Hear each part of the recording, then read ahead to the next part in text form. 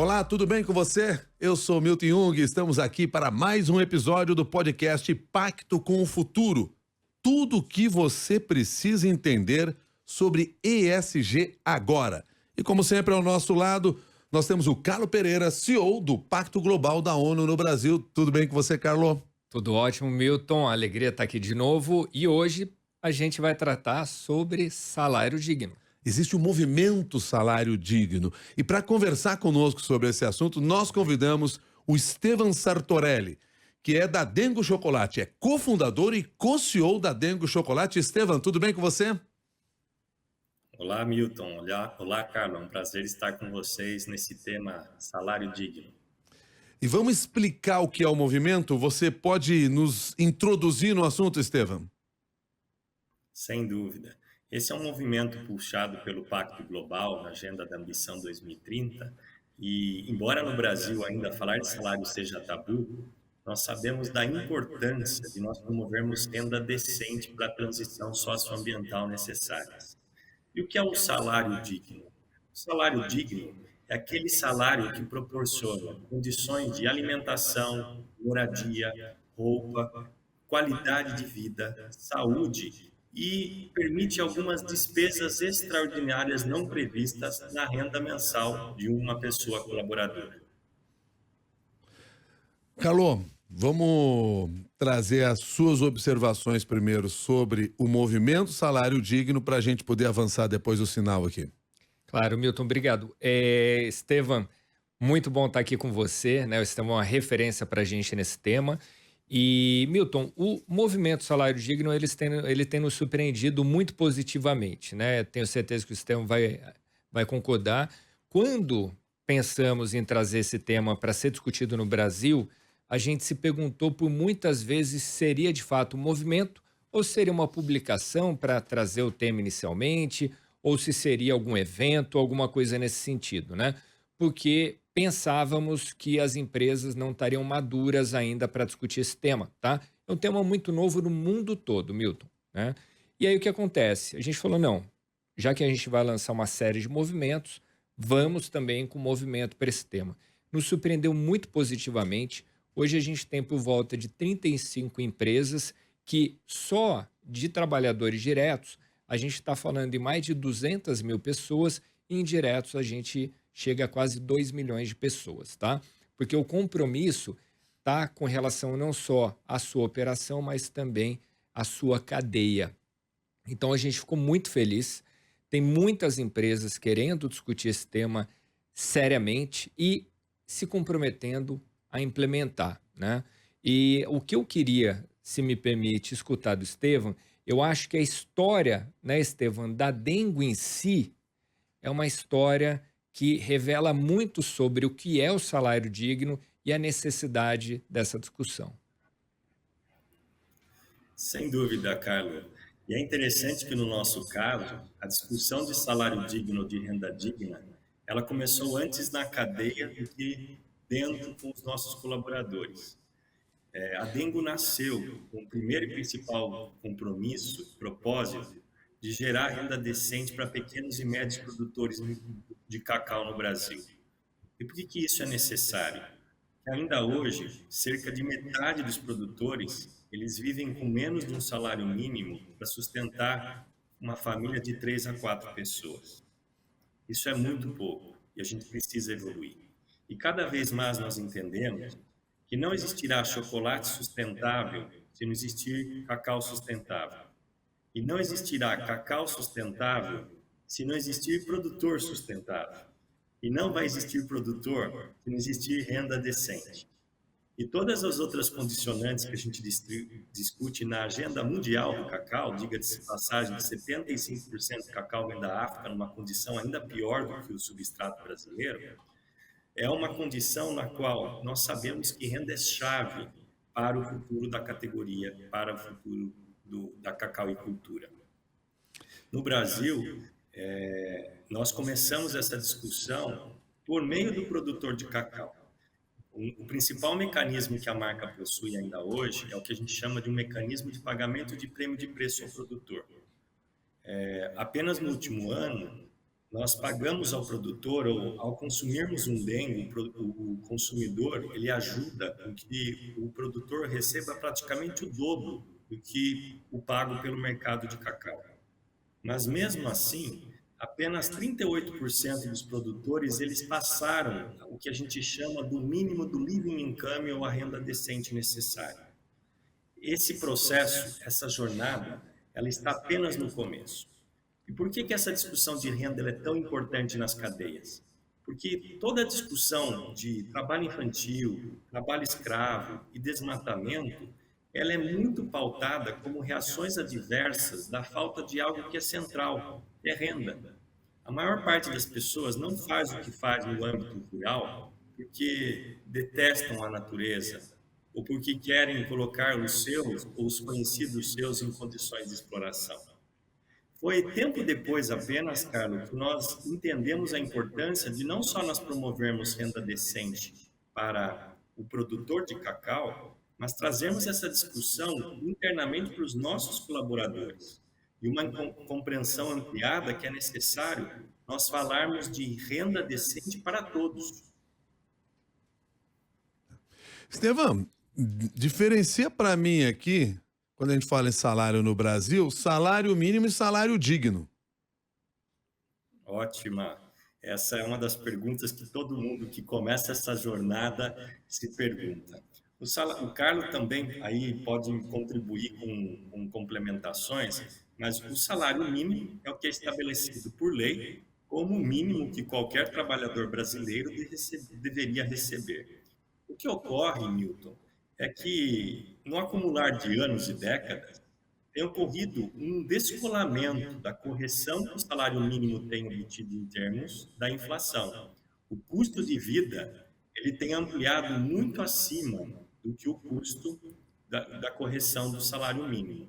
Apenas como curiosidade, nos últimos 12 anos, a gente abriu um delta de quase 40 pontos percentuais entre a progressão do custo de vida versus a progressão da correção do salário mínimo.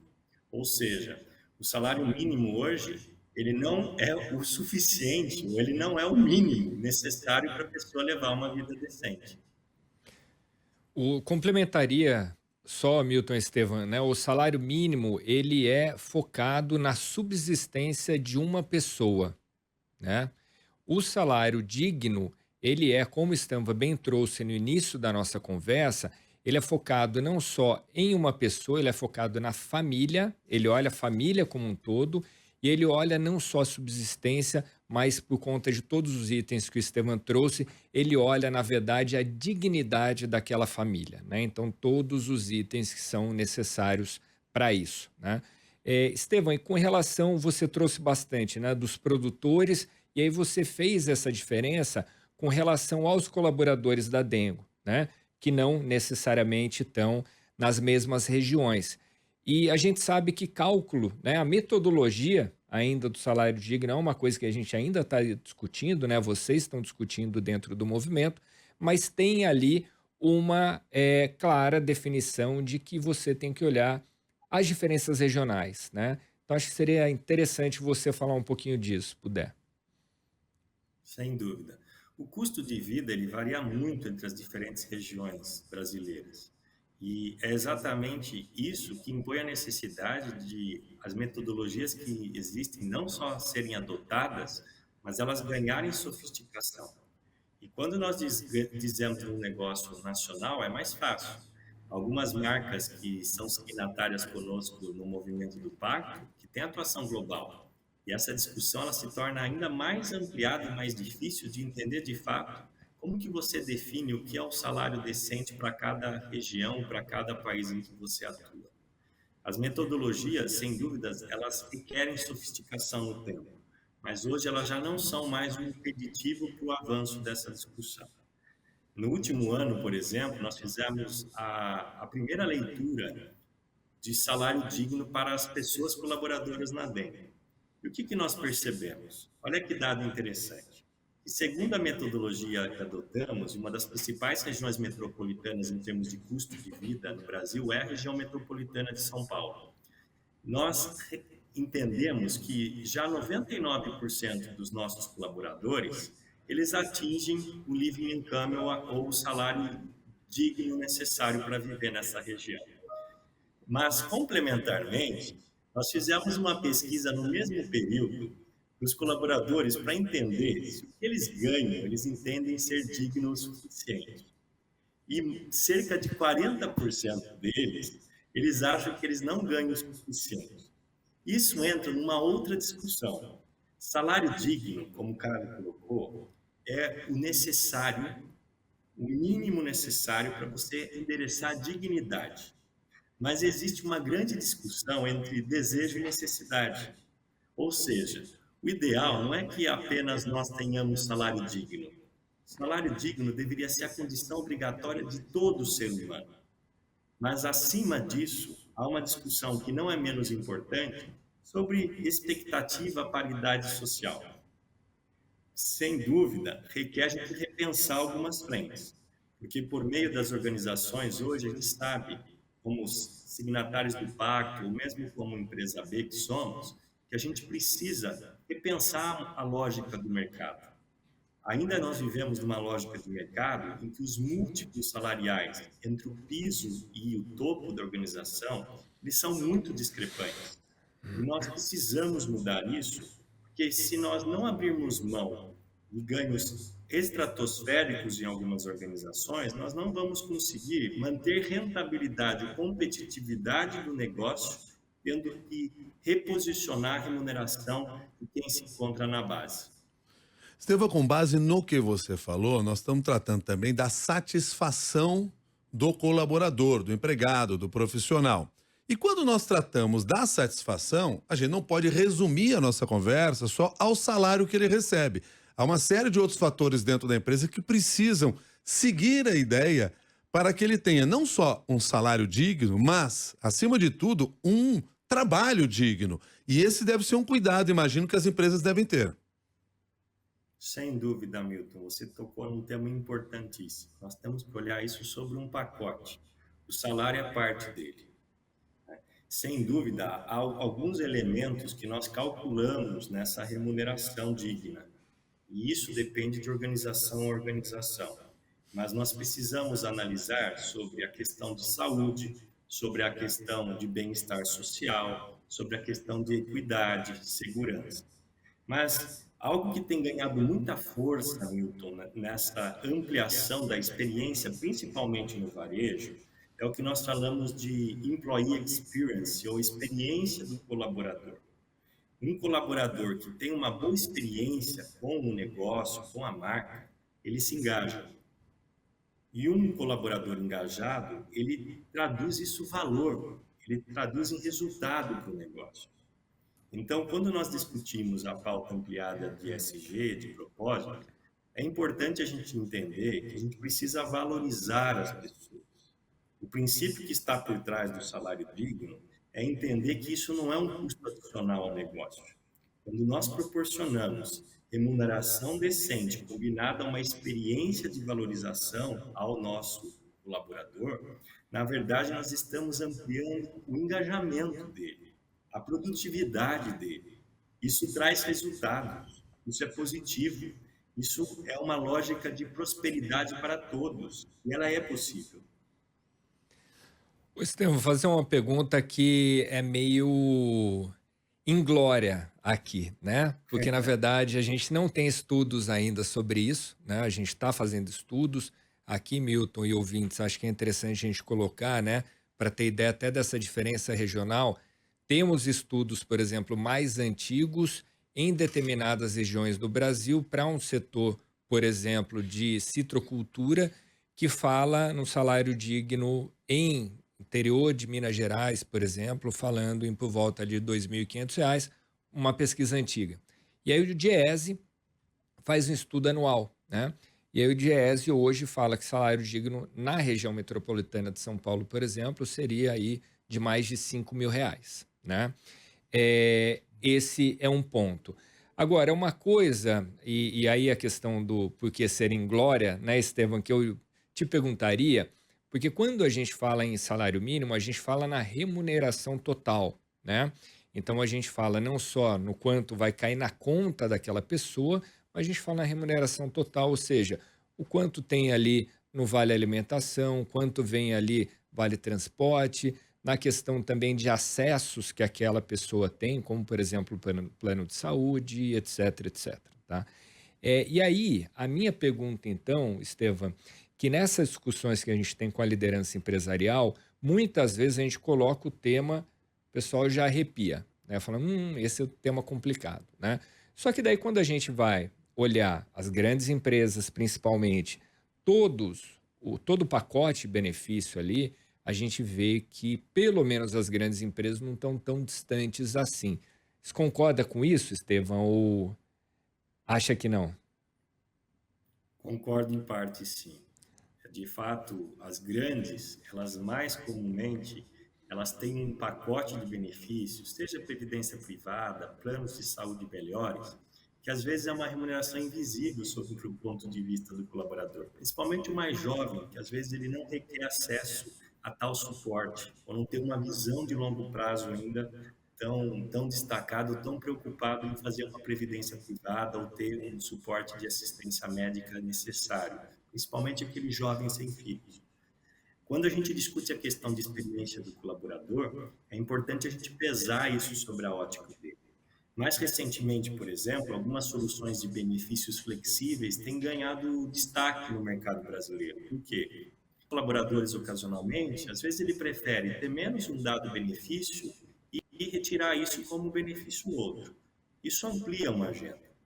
O custo trabalhista no Brasil não é pequeno e não é algo que é fácil de ser equacionado. Hoje, quando você pega uma pequena empresa, você tem um múltiplo menor sobre o custo do trabalho. Mas para médias e grandes empresas, o múltiplo hoje ele passa 2,5 vezes ou 3 vezes a remuneração que ele recebe. Essa remuneração invisível, o colaborador ele precisa ganhar visibilidade e senso de utilidade para aquilo. Porque, de fato, não pode ser um negócio de perde-perde, em que fica-se custosa a folha de pagamento de benefícios para a organização e o colaborador não enxerga vantagem naquilo.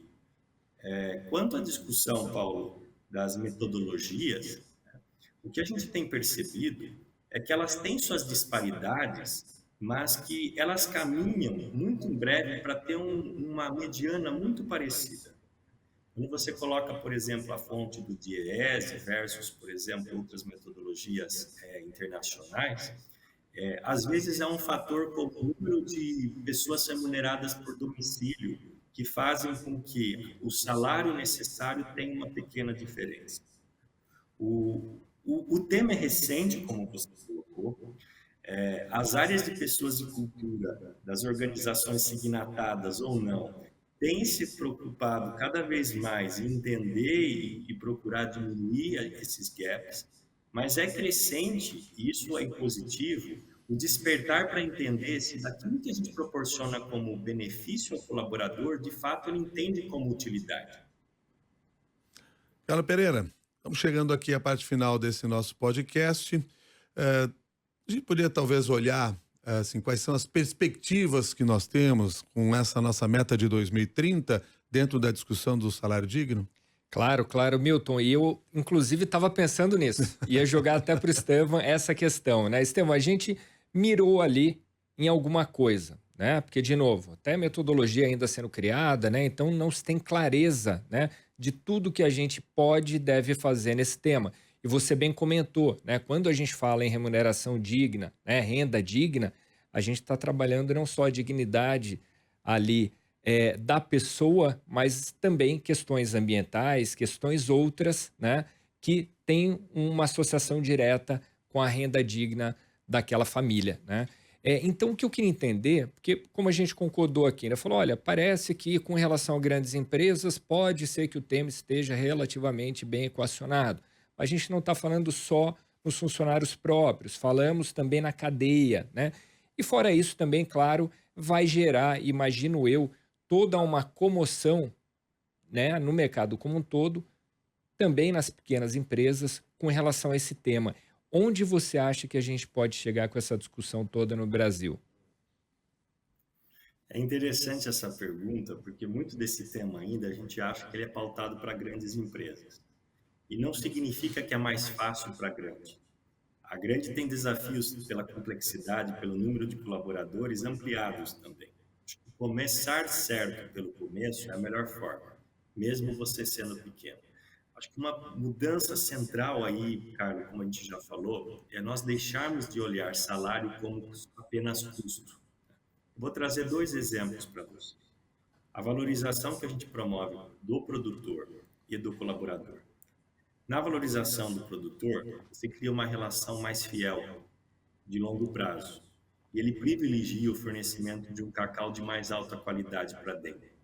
Isso nos permite não ter que utilizar químicos desnecessários, aromatizantes ou subterfúgios ao longo do processo, porque nós só preservamos as virtudes do cacau, não temos que mascarar defeitos. Isso é mais sabor, mais negócio, mais venda para todos. Na ótica do colaborador, os nossos colaboradores de loja, o Brasil, o varejo do Brasil e no mundo é conhecido por ter um turnover de 100% ao ano. Altíssimo. Nós temos hoje um turnover nas nossas operações de varejo que não ultrapassam 30% ao ano. Um turnover reduzido é menos custo para o negócio, é menos investimento em nova atração, é menos investimento em recapacitação. A gente precisa, como líderes de negócio, transitar para esse entendimento que salário e renda decente é oportunidade, não risco. Tô achando que tem chocolate nesse pacote de benefícios, hein, Milton? Tem que ter. Tá certo. Estevam Sertorelli, quero agradecer muito sua gentileza de trazer parte da experiência que vocês desenvolvem na Dengo Chocolate para essa discussão importantíssima aí de dignidade, que é o que nós estamos falando aqui. Muito obrigado e até uma nova oportunidade. Eu que agradeço. Um abraço a todos. Estevam Sertorelli é cofundador e co-CEO da Dengo Chocolate e conversou conosco. E claro, como sempre, Carlos Pereira ao nosso lado. Carlos, nós, no próximo episódio, nos encontramos novamente. Com certeza, Milton. Obrigado. Carlos Pereira, CEO do Pacto Global da ONU no Brasil, também ao nosso lado, fazendo este pacto com o futuro. Tudo o que você precisa entender sobre ESG agora. Até o próximo episódio.